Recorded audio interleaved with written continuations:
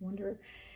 Hello there, everybody. This is Dr. P with your lunchtime learning. I want to talk about ergonomics today. So if you're working from home, chances are good the ergonomics you're using have nothing to do with the ergonomics you normally have at work. So I'm going to give you a couple of tips that might help. One of them, and I'm going to try and turn the camera around, and we may or may not be successful with this, but I do want you to appreciate the fact that laptops aren't built for us. I don't know who they're built for, but they're not built for us. Because if you are, and here we go, I'm going to try and turn this around. Oh, awesome. I've got the help here. Look at that. That was Lucas helping me. Awesome. Okay, so if you're looking at the laptop and you can actually see the laptop so your head's not tipping down, and look at you can see me in the laptop. How fabulous is that? If you are looking at the laptop and your neck is right, chances are good your hand placement and elbow placement is incorrect, or at least not serving you. This particular laptop's on a tower in my office, so it's great. I can use it standing up, and that's exactly what we do, which is really helpful.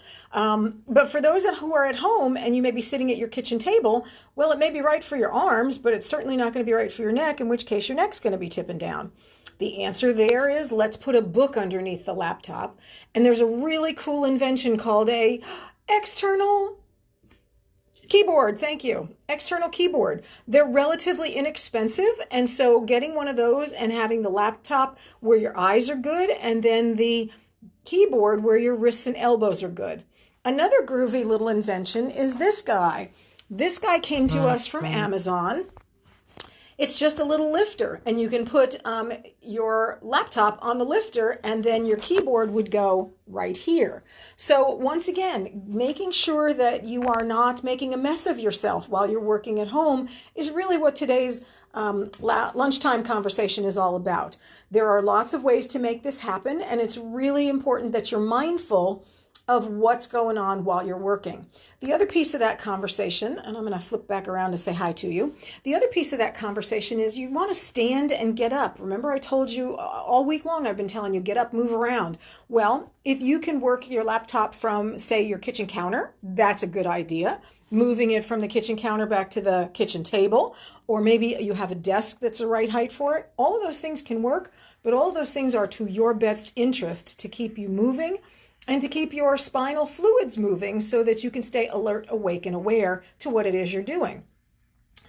I want to remind you, actually, I want to tell you some really cool news that we listed the other day, that Homeland Security gets it. Chiropractic is an essential part of how we take care of people, how we take care of the world. So make sure that if you have a chiropractor, you're going to your chiropractor, because every time you get an adjustment, your stress decreases and your immune system gets a chance to do what it needs to do for you, and that is fight off those nasty foes.